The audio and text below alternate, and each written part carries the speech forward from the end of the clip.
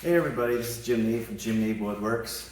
Again, it's been a while since I did any videos. I've been on a long vacation this summer trying to get out of the Arizona heat. So I got back and I wanted to do a follow-up video to one I did on this drill press, but this specifically follow-up is about the Llambric chuck that I had. I covered the chuck sort of as a side note in the review of this Powermatic drill press, but I got a lot of comments on the chuck and questions about where to get it and stuff like that over the last year or two.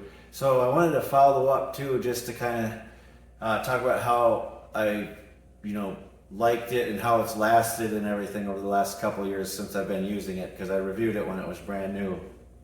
So I just want to go over that kind of quickly.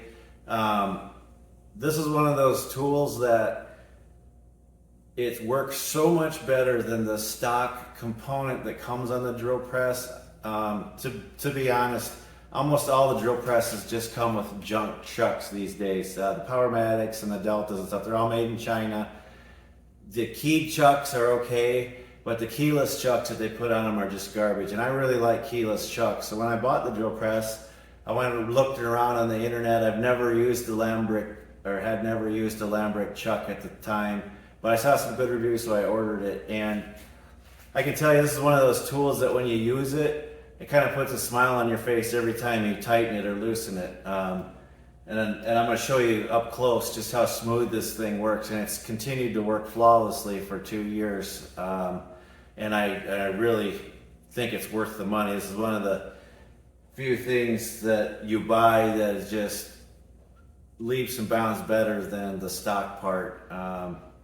And they're expensive compared to some of the stock ones, I'm sure, since they're made in China. These are made in Spain. They're just like velvet smooth. They can just roll smooth. You can spin them and turn almost the full length of the stroke from closed to open in like 2 spins. They work so smoothly.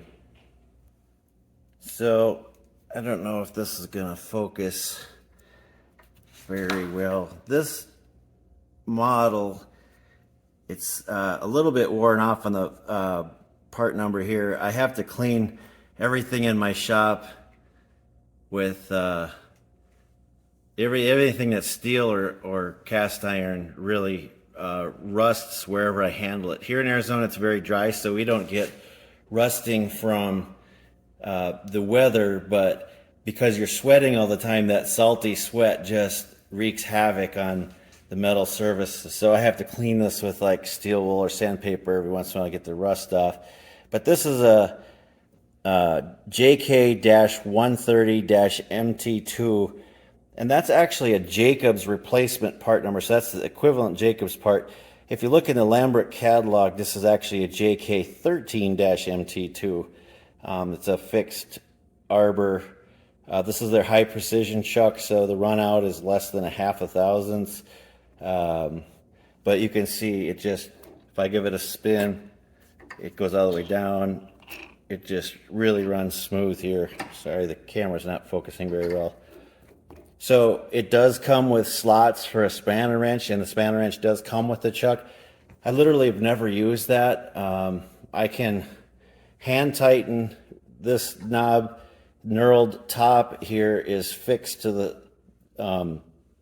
arbor, and then this knurled piece here is what spins. And using 2 hands on that, I have never had a bit slip in this, and I've used everything up to 3.5-inch Forstner bits and drilling 5/8 steel, 5/8 drill bit into the steel as well, and never had a slip. And the reason is these keyless chucks are self-tightening, so as the torque is applied while it's drilling, it's actually tightening. So that's why it doesn't slip, and you would think that it would stick when it's coming off, but I'll show you in a moment here that they just come off super easy. No matter how hard you've been drilling, that self-tightening action doesn't seem to make the chuck stick at all. So here's the process for putting this in. Loosen it up and then just spin it back till it's tight, and I literally tighten it like that, and that's all the it's as hard as I can tighten it by hand. I never use the wrench though, and that has never slipped on me yet. Like I said, even with a up to 3.5 inch Forstner bit. Now to take a bit loose, literally give it a quick spin like that. The friction in the drill press motor itself is enough to hold the arbor still enough, so it literally comes off with just a flick of the wrist and drops any bit out. So that's why, you know, I like this. That's easy in, easy out, no slippage. These chucks, I've noticed with almost all keyless chucks, just based on their geometry and how they're built, with very small bits, they're a little bit harder to get the bit aligned in the center. These have a little sharper profile right up against the bit, so it's easier to get a really small bit, like an 1/8 inch bit, off to the side until you get the chuck reduced in size till the diameter of the bit can't slide off into one of those third areas behind or between the jaws. But because it spins so easily, it's very easily to hold it with one hand and just kind of spin it to snug it up until you get it kind of feel your way into the center. The original keyless chuck that I had on one of my other Powermatic drill presses, you were just fighting it all the time because the mechanism didn't rotate easy enough, so you almost needed 3 hands to get a small bit centered in there because you needed to hold the top and the bottom with your hands and then hold the bit as well. So this thing is just has been an awesome add-on to the drill press. I think I might buy another one for my lathe as well, just because that also has a Morse taper too. Almost all of these drill presses that you'll get that are up to a decent size, this is a 20-inch drill press, they almost all have Morse taper 2s in them. This particular chuck that I bought has a fixed arbor in it, but they also sell many different options. So you could buy the same basic chuck with a it just has an arbor hole inside, so you could buy the arbor that you want. So if you need a Morse taper 3 or a straight shank or whatever kind of tooling or machine you want to hook to, you can buy an arbor to fit that. So and those are basically the same chuck with just a different arbor mount. And then they make some lower precision ones. They make some stainless steel ones. Llambric has all kinds of good options for you there, depending on your budget and your needs. So I will put the links for Llambric, which has their catalog, so you can see every single part number. They also sell some really nice live centers for lathes, and I'm going to be reviewing one of those pretty soon. I just got one into the shop, so that looks like a pretty nice piece of hardware too. At least the finish is excellent, just like this one. When you look at the catalog, as I said, they have a pretty good bunch of options in here for their different models. They have high precision solid. They have a lower precision models where basically the run out is not spec'd as tight. And then they have the high precision one without the fixed arbor, so you can get whatever arbor you want in there. But you can see tons of different models. One thing to point out on the keyless chucks is they have a certain range to them.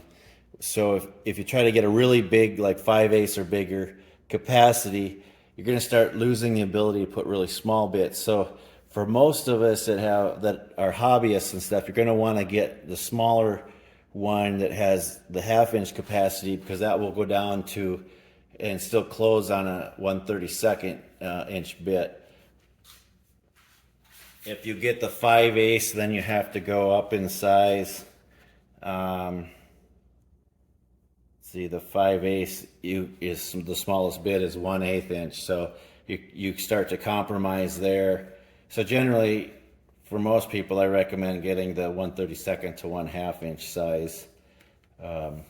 Most any bit that's bigger than a 1/2 inch is going to have, you know, a turn down area for the chuck here anyway. So you hardly see, at least for woodworking and stuff, you hardly see any bits with bigger than, I don't think I have a single one that has bigger than a 1/2 inch shaft on it. They're all, most of them are turned down to 3/8 of an inch, even, so that hand drills can clamp onto them. So I haven't had any